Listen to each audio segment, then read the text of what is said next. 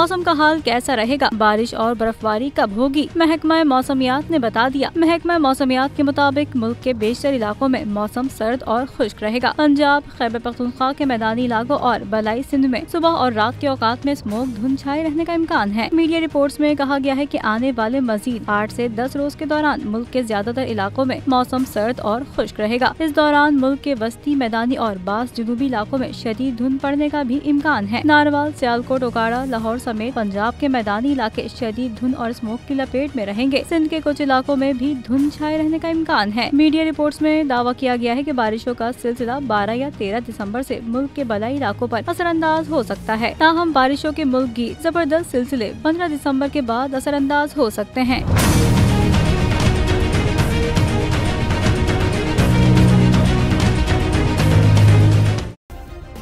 Subscribe करें और bell दबाएं ताकि कोई खबर रह न जाए।